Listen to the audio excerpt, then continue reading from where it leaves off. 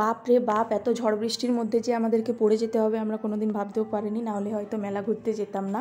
আমাদের এখানে ভাগবত কথা চলছে, যেটা শুরু হয় সন্ধ্যে 7টা থেকে এবং শেষ হয়ে যায় 10টার মধ্যে, কিন্তু কালকে 8টা থেকে শুরু হয়েছিল। তাই আমরা গিয়ে একটু ঘোরাঘুরি করছিলাম, খাওয়া দাওয়া করছিলাম, এবং খাওয়া দাওয়া করতে করতে এই আলু চিপসগুলো খেতেই মানে তখন খায়ও নি, দাদা জাস্ট বানাচ্ছিল, সেই সময়ে এত ঝড় শুরু হলো যে কিছু বলার নেই। আমরা যখন ওখানে ঢুকেছি তখন অতটাও ওয়েদারটা খারাপ ছিল না, কিন্তু যেই এখানে মানে আলু চিপস খেতে এসেছি তারপরে কিন্তু এমন ঝড় শুরু হলো যে আমাদেরকে প্রায় ভিজে গেছিলাম আমরা পুরো। এবং ঝড় বৃষ্টি শুরু হওয়ার সাথে সাথে কিন্তু সবাই কিন্তু দোকান গোটানো শুরু করে দিয়েছিল, এবং যে যেদিকে পারছিল সেদিকেই দৌড় দিচ্ছিল নিজেকে বাঁচানোর জন্য ঝড় বৃষ্টির হাত থেকে। আর আমরাও ওখানে দাঁড়িয়েছিলাম চিপসটা নেওয়ার জন্যই। আচ্ছা, তোমরা এটাকে কি বলো? আমি তো আলু চিপসই বলছি, কারণ জানি না, এটা প্রথমবার আমি খাচ্ছি। তোমরা কি বলো একটু কমেন্ট করে জানাবে।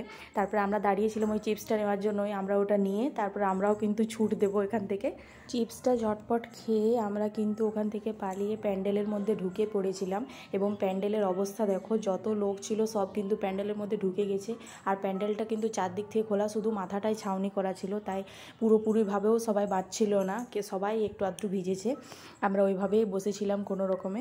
আর যিনি ভাগবত কথা করছিলেন, পাঠ করে শোনাচ্ছিলেন, তিনিও কিন্তু ভিজে পড়েছিলেন অর্ধেকটা। এই যে সবাই কিন্তু আমরা এখানে জড়সড় হয়ে বসে আছি।